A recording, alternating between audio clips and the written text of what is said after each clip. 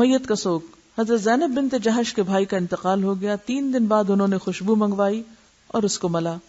پھر کہا مجھے خوشبو کی ضرورت نہ تھی، مگر میں نے رسول اللہ صلی اللہ علیہ وسلم سے سنا کہ جو عورت اللہ تعالی اور قیامت پر ایمان رکھتی ہو اس کے لیے حلال نہیں کہ 3 دن سے زیادہ کسی میت پر سوگ کرے، سوائے شوہر کے جس کا سوگ 4 ماہ 10 دن ہے. ام عطیہ کا لڑکا فوت ہو گیا. تیسرے دن انہوں نے زردی منگوا کر ملی، یعنی ایک طرح سے کائنڈ آف میک اپ، اور کہا ہمارے لیے شوہر کے علاوہ کسی اور کی وفات پر 3 دن سے زیادہ سوگ کرنا ممنوع ہے. میت پر رونا، اگر میت کو دیکھ کے رونا آئے اور آنسو جاری ہو تو منع نہیں، اس لیے کہ یہ بے اختیار رونا ہے جو جائز ہے. نبی صلی اللہ علیہ وسلم نے فرمایا اللہ تعالیٰ آنکھ کے رونے اور دل کے پریشان ہونے کی وجہ سے عذاب نہیں کرتا، بلکہ زبان کے چلانے اور واویلا کرنے سے عذاب کرتا ہے، یعنی میت کو، خاص طور پر اگر میت کی اپنی مرضی ہو کہ اس پر چیخ چلا کے رویا جائے. نبی صلی اللہ علیہ وسلم نے فرمایا اللہ کے ہاں وہ صبر معتبر ہے جو صدمے کے شروع میں ہو، یعنی تکلیف پہنچتے ہی انسان جب صبر کرتا ہے تو اس کا اجر ہے. چیخ چلا کے واویلا کر کے خلاف سنت کام کر کے جب تھک جائے تو کہے اب میں صبر کر رہا ہوں تو یہ جھوٹا صبر ہے. حضرت عبداللہ بن مسعود روایت کرتے ہیں کہ رسول اللہ صلی اللہ علیہ وسلم نے فرمایا وہ ہم میں سے نہیں جو رخسار پیٹے یعنی منہ پہ تھپڑ مارے، گریبان پھاڑے اور جاہلیت کی پکارے، یعنی نوحہ اور واویلا کرنے والوں کا تعلق ہم سے نہیں. نبی صلی اللہ علیہ وسلم نے فرمایا میں بیزار ہوں اس سے جو موت کی مصیبت میں سر کے بال نوچے اور چلا کے روئے اور اپنے کپڑے پھاڑے. رسول اللہ صلی اللہ علیہ وسلم نے فرمایا اللہ تعالیٰ فرماتا ہے میرے مومن بندے کے لیے بہشت ہے جس کے پیارے کو میں اہل دنیا میں سے قبض کرتا ہوں اور وہ اس کی موت پہ صبر کرتا ہے.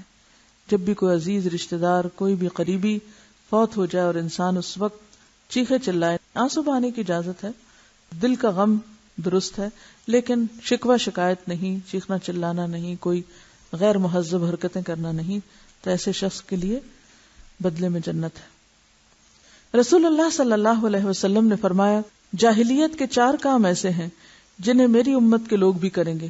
نمبر 1 اپنے حسب میں فخر کرنا، یعنی اسٹیٹس کانشیس ہونا اور اپنے نام نسب اور اپنے خاندان اور ان چیزوں پر بہت بات کرنا اور بہت خوش ہونا. نمبر 2 کسی کے نسب میں تان کرنا. ایک ہے اپنے آپ کو بڑی چیز سمجھنا اور دوسرا ساتھ ہی دوسروں کو حقیر سمجھنا. نمبر 3 ستاروں کے ذریعے پانی طلب کرنا، یعنی علم نجوم پر یقین رکھنا. نمبر 4 نوحہ کرنا. اور یہ بھی فرمایا اگر نوحہ کرنے والی عورت مرنے سے پہلے توبہ نہ کرے تو قیامت کے دن اس پر گندھک اور خارش کا کرتا ہوگا.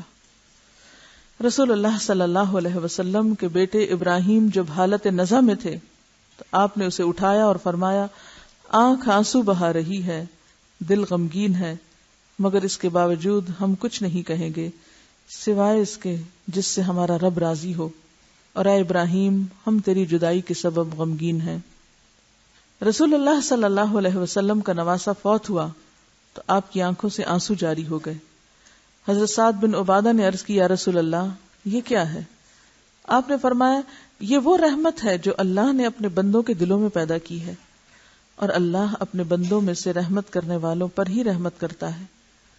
نبی صلی اللہ علیہ وسلم نے فرمایا جس عورت کے 3 بچے مر جائیں تو وہ اس کے لیے جہنم کی آگ سے آڑ بنیں گے. ایک عورت نے پوچھا اگر 2 بچے مر جائیں؟ فرمایا 2 بچے بھی.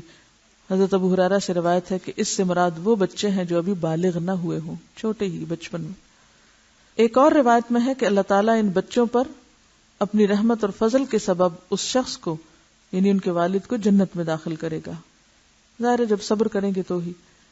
تعزیت کے مسنون الفاظ ان للہ ما اخذ وَلَهُ مَا أَعْطَى وَكُلٌّ عِنْدَهُ بِأَجَلٍ مُّسَمًّى فَلْتَصْبِرْ وَلْتَحْتَسِبْ.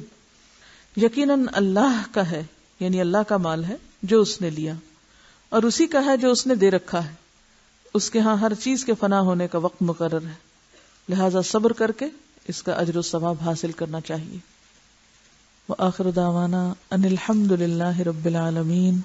سبحانک اللہم وبحمدک نشہد ان لا الہ الا انت نستغفرک ونتوب الیک.